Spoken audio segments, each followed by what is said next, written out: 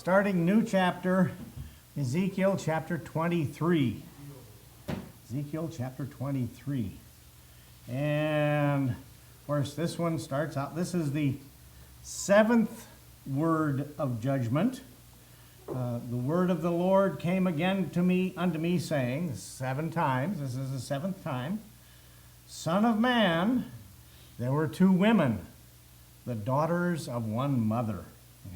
This is, and I actually had to look it up in my, it's in my dictionary, and not online, get out a whole paper dictionary, that's that thick and that big, and actually look up a word in the dictionary.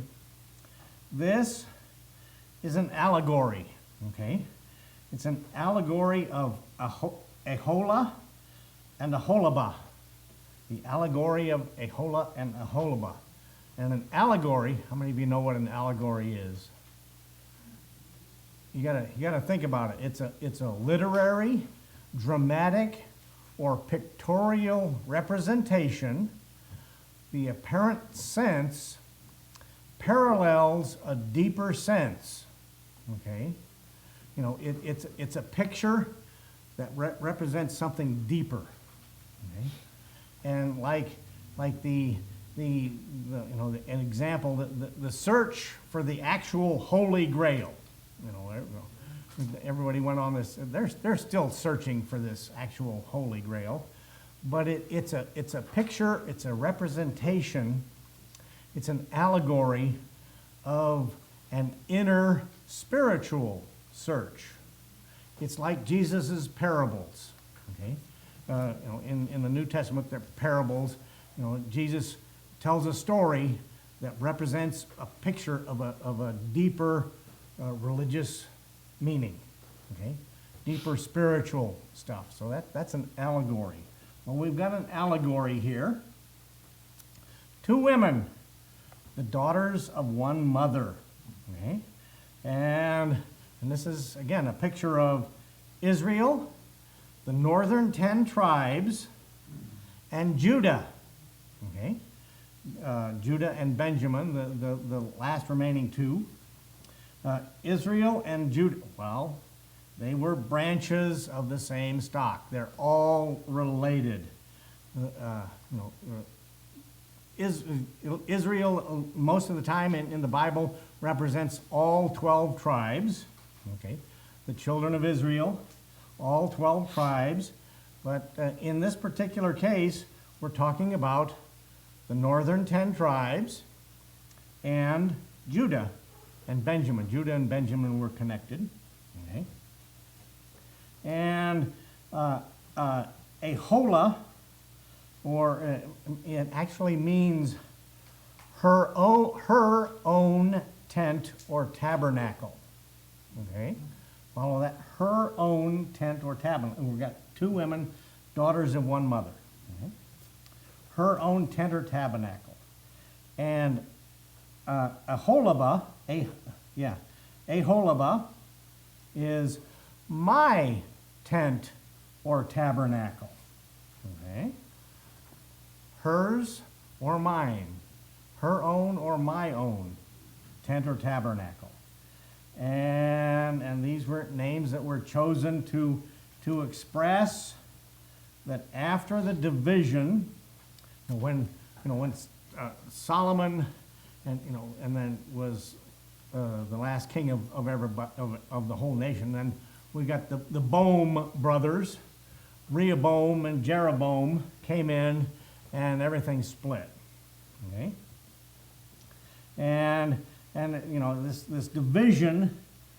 After this division, Israel, the northern 10 tribes, set up her own tabernacle. It was up in the kind of the north of the nation, up in Dan. Yeah, up there. Yeah, up there. And they set up a golden calf, okay, to worship up there. And of course, the northern 10 tribes also eventually became known as Samaria, and people from Samaria, Samaritans, and that started the whole bit with Jewish people not liking the Samaritans or the people of Samaria. But like I said, they're all related. They're all cousins. Okay? They all have common ancestor. Okay? Cousins basically. They're brothers. They're descendants of brothers and sisters. Right?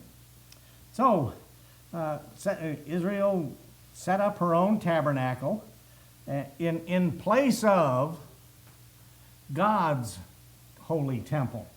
Okay? And in place of the temple, in Jerusalem where God dwelt. Well, with Judah, the temple of God still remained. Okay? And actually, if you will, the presence of God aggravated Judah's sins. Judah's sins aggravated God to no end, okay? To the end that they are in deep doo-doo at this time. Okay? That's the best way you want to put it, They are in deep trouble with God at this time because they're, presence of God aggravates them. Well, they can't do their sins with God around. It makes it tough to sin. It makes it tough to get out and do the rotten stuff that they were doing, the idol worship. Makes it tough to do that when God's around, doesn't it? It should. Okay. So that's the idea here, and so presence of God aggravated their sins. They aggravated God with their sins, and they're in trouble. And in a few years, they're going to be in captivity, and 2/3 of the if you will, the 2/3 of the children of Israel alive at that time were going to die through all of this. From war, pestilence, famine, all of this. 2/3 of the nation are going to die. So here are these two women, daughters of one mother, and they committed whoredoms in Egypt. Okay? In Egypt, when they were held captive in Egypt, they played the whore there in Egypt. They sold themselves, if you will, sold their bodies. They committed whoredoms in their youth. Okay? And these are both of them. And there were their breasts pressed, and there they bruised the teats of their virginity. Okay, that's, kind of self-explanatory there. And then, anyway, they were abused like prostitutes would be abused. That's the picture here. It's kind of X-rated or R-rated graphic pictures here. And the names of them were Aholah, Aholah, the elder, and Aholibah, her sister. Okay? And they were mine. Okay? These women, they were mine. Again, this is a picture. This is an allegory, okay, representing deeper spiritual sense. Okay?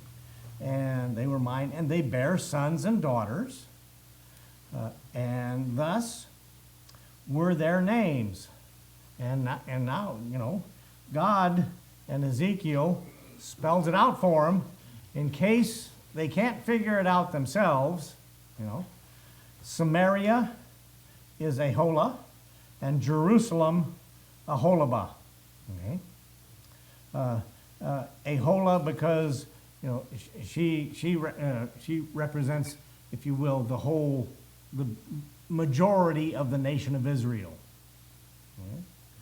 And Jerusalem because that represents Judah and Benjamin. Okay? And Aholah played the harlot when she was mine. Okay? Like it says here, they're whoredoms in Egypt, and all through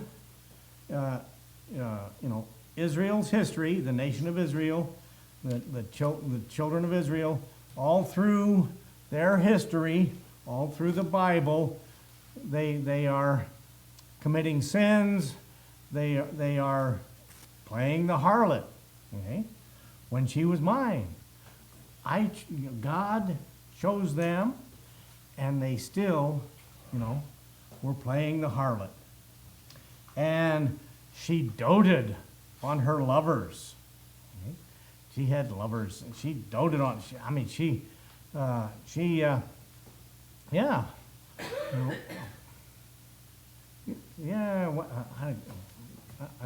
Anyway, she loved her lovers. Yeah. Okay. And on the Assyrians, her neighbors. Remember, after the split, a couple hundred years, the Assyrian Empire moved in and took over the northern 10 tribes. What Nebuchadnezzar was going to do is going to do in a very few years, like, let's see, 593 to 590 BC. Nebuchadnezzar moves in, but so the Assyrians, and they also the northern 10 tribes did make supposed deals with Egypt, played whoredoms in Egypt, okay, to get them to help with the Assyrians, but they also one of the lovers that she doted on were the Assyrians, her neighbors. Okay? And we come down here at verse 6, and we've got this description of the Assyrian army, here's the thing. Okay, you've got the Assyrian army, which were clothed with blue, captains and rulers, all of them desirable young men, okay, horsemen riding upon horses. These are, if you will, the good-looking guys in the enemy army. And they had, wonderful, pretty uniforms. They were rich captains and rulers. They had money, okay? They were desirable young men. So let's dote on those lovers, those desirable young men in blue with horses. Wow. Heroes, you could say. Of course, they were the evil heroes, or the evil villains, but that's not how Aholah saw them.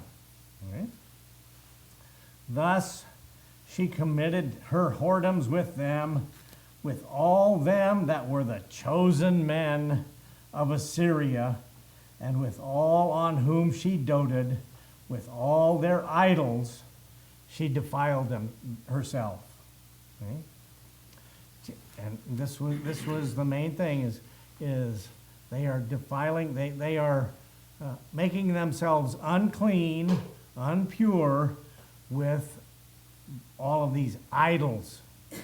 The main thing that God is really ticked off about is the idol worship, where they are not worshiping God, as his chosen people. There are a remnant, but they're not. They are defiling themselves with the Assyrian army, and as was the case, they loved these guys. Oh, the Assyrian, they doted on them. Yeah, well, the Assyrian army was not the faithful lover. They cheated on the children of Israel. They defiled themselves with and then the Assyrian army goes on to the next conquest. Just the same way, they just pick a new conquest, go move along. Forget that one. We'll go find another one. And I think that's what my marmot dad, the male of the marmot family, that I've been taking care of. I think that's what he did. He came, got the girlfriend there, and as soon as the babies were born, he took off, left the mom there with single mom raising 4 babies. That's that talk about an allegory with my marmots here, and what the mom marmot doted on the husband there, on the dad, until the litter was born, and she defiled herself anyway.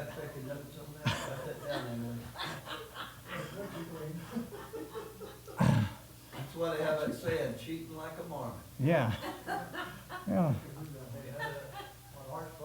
Yeah.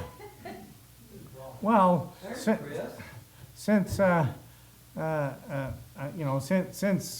mom and the babies got transported to other places unknown, Dad has decided to come back and visit. I guess the neighbors decided to dig a new well, and I think the noise and commotion from, because I think he was staying over there at their house, but the noise and commotion, yeah, so we went over to get some peace and quiet back at home there. Anyway, so, but that's come up with this allegories here, all these stories. Anyway, verse 8: neither left she her whoredoms brought from Egypt. Okay? She was still worshiping the Egyptian idols. For in her youth they lay with her. And and then a repeat of the previous verse there. Wherefore I have delivered her into the hand of her lovers, okay? Into the hand of the Assyrians, upon whom she doted. Yeah, they were, and they, like I said, they took over. They did, their conquering and looting and pillaging thing, and but we love you, Assyrian captains dressed in blue and riding horses. We love you.